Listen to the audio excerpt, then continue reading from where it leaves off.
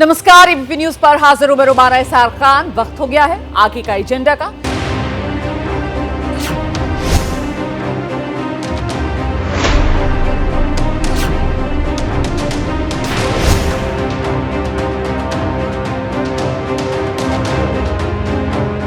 आइए विस्तार से खबरों के सिलसिले की शुरुआत करते हैं। आप जानते हैं इसी महीने होली और रमजान के जुमे की नमाज को लेकर देश के कई हिस्सों में जमकर सियासी बयानबाजी हुई, बवाल हुआ। तो छोटी मोटी घटनाओं को अगर छोड़ दें तो देश के अलग अलग हिस्सों में होली और रमजान के जुमे की नमाज दोनों शांतिपूर्ण संपन्न हुई। और ये सब उन तमाम सियासी बयानों के बीच जिसके जरिए लोगों की भावनाओं को भड़काने की नेताओं ने जमकर कोशिश की।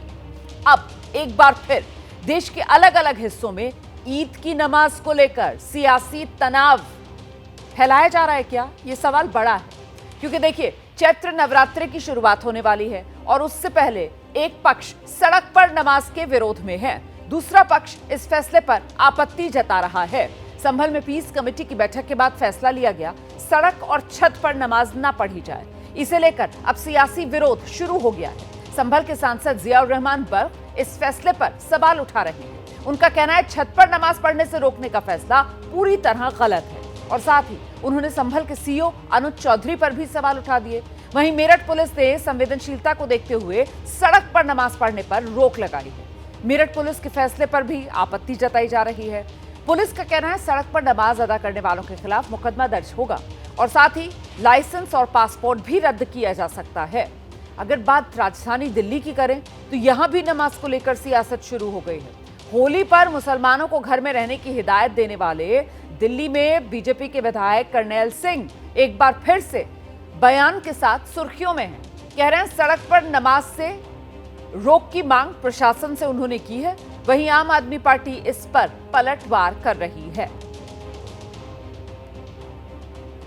तो संभल में कल ईद को लेकर पीस कमेटी की बैठक हुई और इस दौरान संभल के सीईओ का अनुज चौधरी का एक बयान फिर से विवादों के घेरे में है।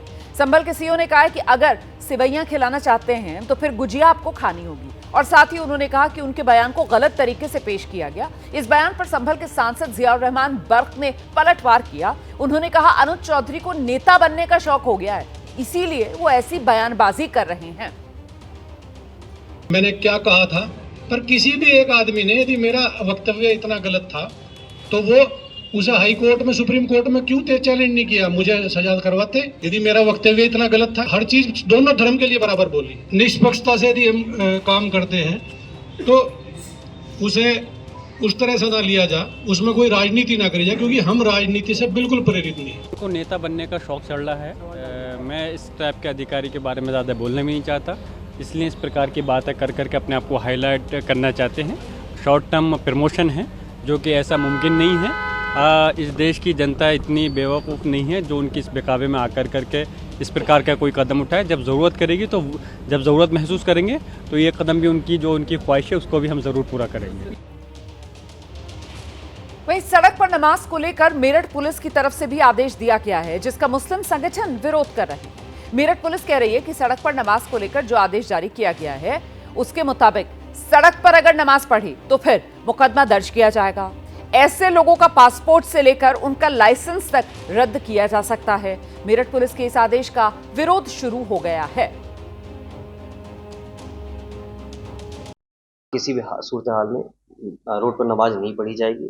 तो स्ट्रिक्ट इंस्ट्रक्शंस दिए गए हैं, इनको इन्हें बता भी दिया गया है। अगर कोई बैठता है तो उसके खिलाफ बहुत ही सख्त कार्रवाई की जाएगी, उनके खिलाफ विधिक संगत कार्रवाई की जाएगी। अगर ऐसा कोई मुकदमा, क्रिमिनल केस किसी के खिलाफ दर्ज होता है तो पासपोर्ट और जो लाइसेंसेज होते हैं वो नहीं दिए जाते जब तक कोर्ट से एनओसी ना मिले। अगर ये लोग कोर्ट से बरी हो जाएंगे तभी इनको पासपोर्ट या लाइसेंस मिलेगा। सड़क पर नमाज पढ़ने पर सख्त कार्रवाई और पासपोर्ट लाइसेंस तक आंच आने के मेरठ पुलिस के अल्टीमेटम को मुस्लिम समुदाय के कुछ लोग सही बता रहे हैं तो कुछ गलत। भाई मुसलमान इस देश का जो है नागरिक है। हिंदू, मुस्लिम, सिख, ईसाई सब अपने त्योहार मनाते हैं, सबको छूट है बराबर की। जैसे ये मुकदमे बाजी है, ये चीज़ें गलत हैं। भाई मुसलमान एक साल में एक बार नमाज पढ़ता है ईद की, तो और ईदगाह जाता है, बाकी अपनी मस्जिदों पढ़ता है।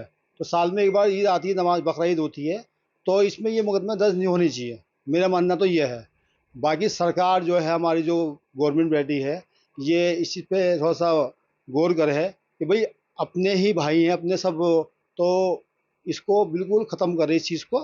वे गलत हैं जो राय देते हैं रोड पर नमाज पढ़ो, अन्य तो नमाज तो कायदे में मस्जिद में ही होनी चाहिए। संभल में भी ईद के दौरान नमाज पर पुलिस की नजर रहेगी। स्पष्ट रूप से अवगत कराया गया और सुनिश्चित किया गया है कि मस्जिद एवं ईदगाह के अंदर ही नमाज अदा की जाएगी और परिसर के बाहर सड़क पे कोई भी नमाज अदा नहीं की जाएगी और सड़क पर लोग बैठकर नमाज अदा नहीं करेंगे।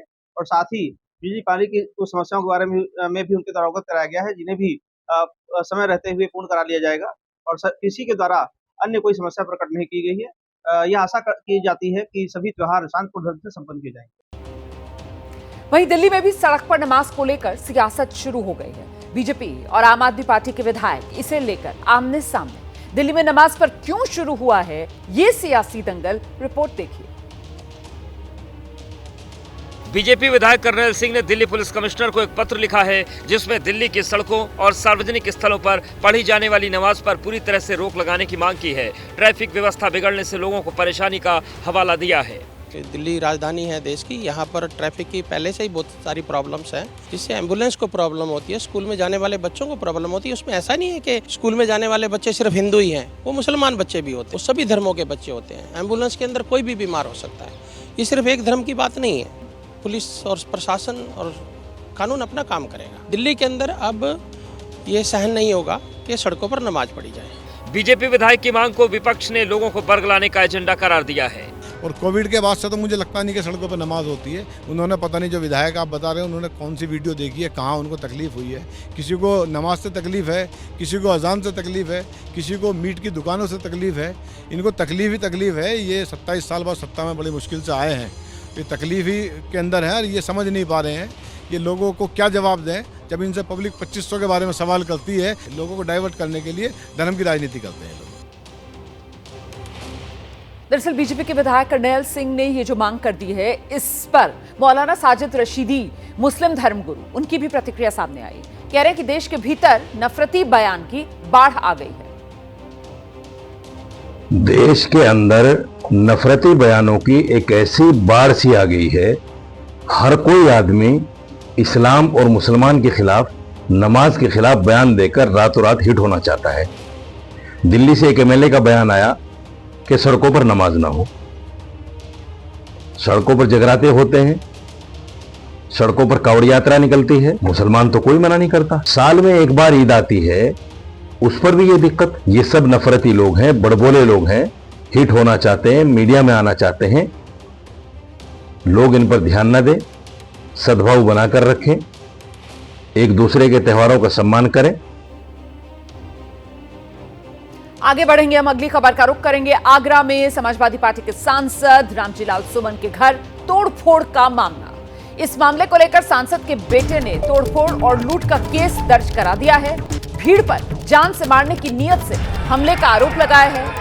रणदीप सुमन ने सुनियोजित हमले का आरोप भीड़ पर लगाया। ये तस्वीरें भी आपके सामने, देखिए किस तरीके से आगरा में कल ये प्रदर्शनकारी भीड़ रामजी लाल सुमन को लेकर अपनी नाराजगी दिखाती हुई, उनके बयान पर आपत्ति दर्ज कराती हुई हिंसक हो गई। जमकर यहां तोड़फोड़ हुई और इस मामले को लेकर रामजी लाल सुमन के जो बेटे हैं, उन्होंने तोड़फोड़ और लूट का केस दर्ज कराया है। भीड़ पर जान से मारने की नीयत से हमला करने का आरोप भी लगाया है।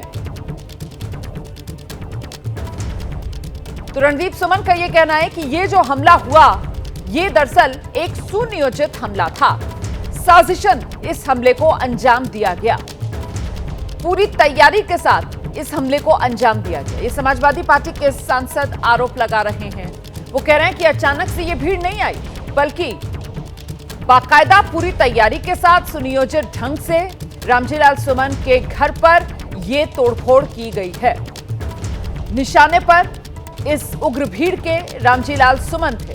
समाजवादी पार्टी के सांसद रामजी लाल सुमन के बेटे ने पुलिस में इस मामले को लेकर शिकायत दर्ज करवाई है।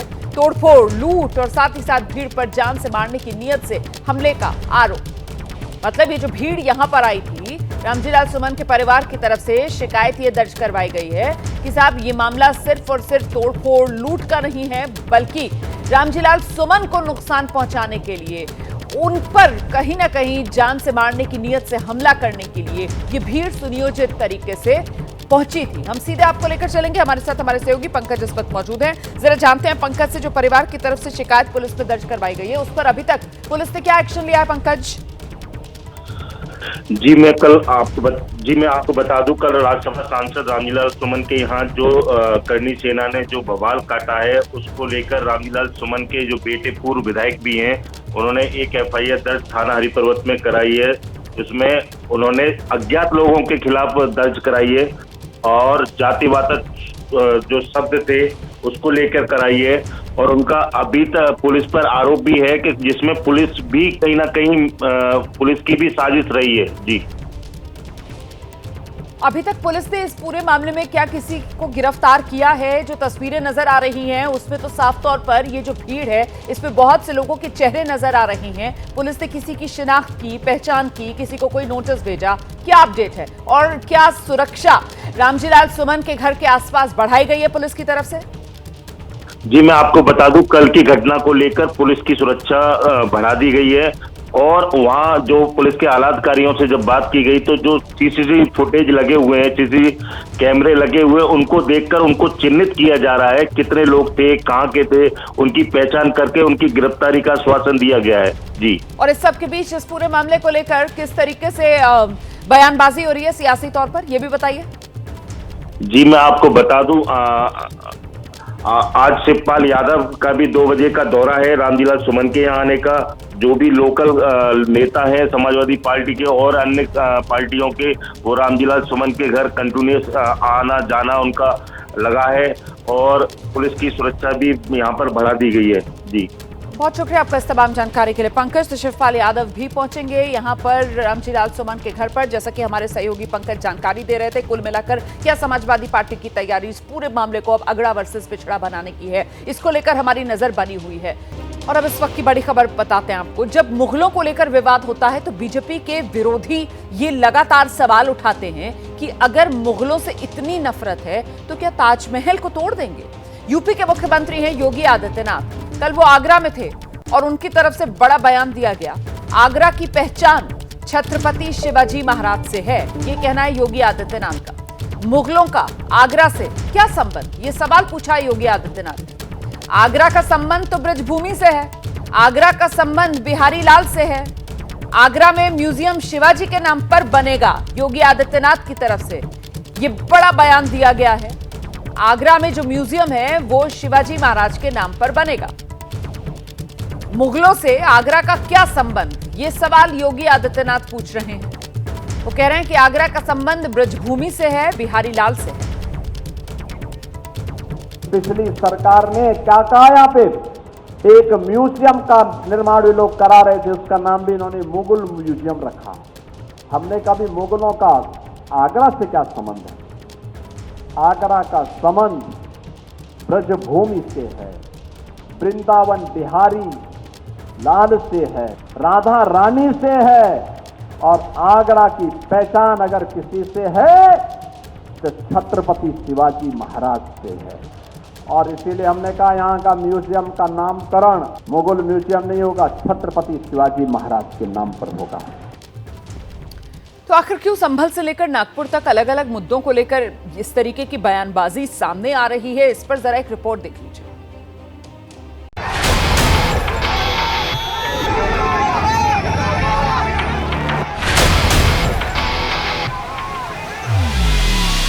पुलिस रोक रही है लेकिन धावा बोलने आई भीड़ के सिर पर तो मानो खून सवार है।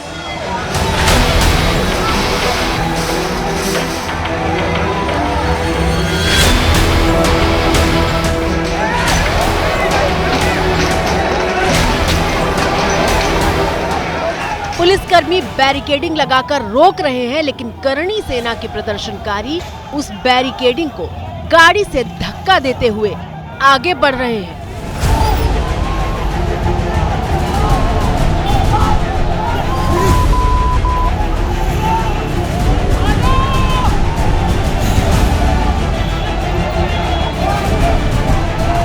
तस्वीरें उत्तर प्रदेश के आगरा की है, जहां करणी सेना समाजवादी पार्टी के राज्यसभा सांसद रामजी लाल सुमन के घर पर तोड़फोड़ करने के लिए कूच कर रही है।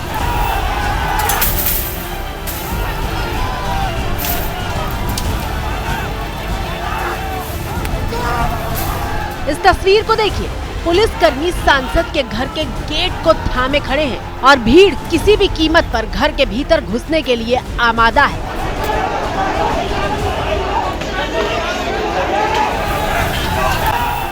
कुर्सियां फेंकी जा रही हैं, पत्थर फेंके जा रहे हैं।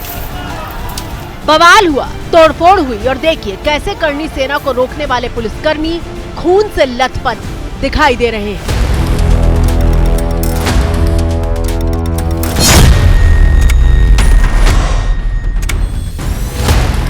ये सारा बवाल 21 मार्च को राज्यसभा में रामजी लाल सुमन के राणा सांगा पर दिए बयान के बाद शुरू हुआ है। बाबर को लाया कौन? बाबर को इब्राहिम लोधी को हराने के लिए राणा सांगा लाया था। तो मुसलमान तो बाबर की औलाद हैं और तुम गद्दार राणा सांगा की औलाद हो, ये हिंदुस्तान में तय हो जाना चाहिए। अगर बाबर की तो आलोचना करते हैं, राणा सांगा की आलोचना नहीं करते।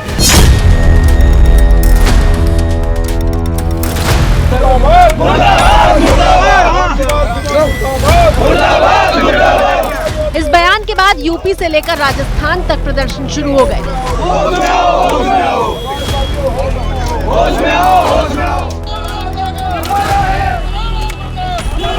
रामजी लाल सुमन का पुतला फूंका जाने लगा और उनके इस्तीफे की मांग होने लगी। रामजी लाल सुमन मुर्दाबाद, रामजी लाल सुमन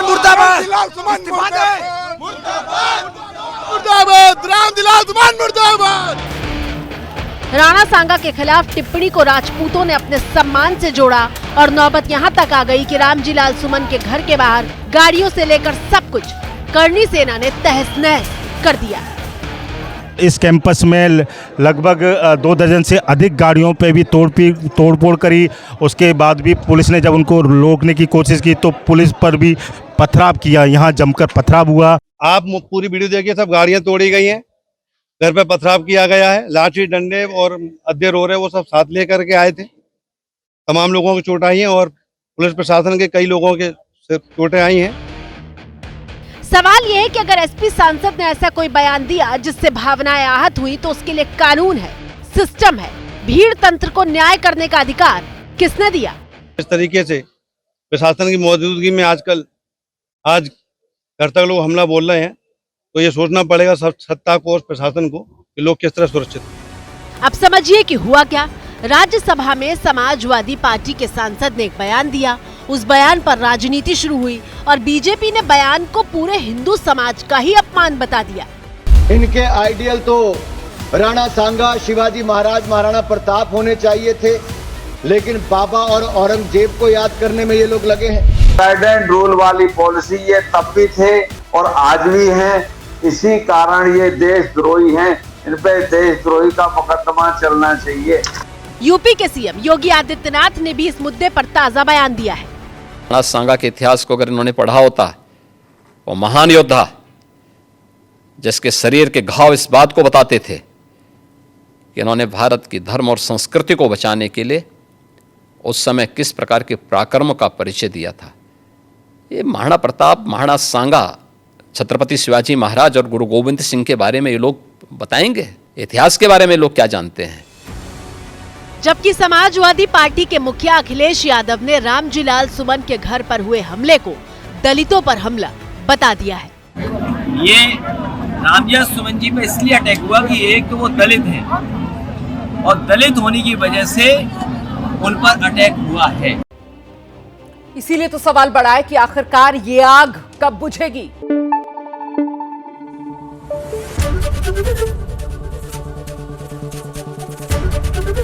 एबीपी न्यूज आपको रखे आगे।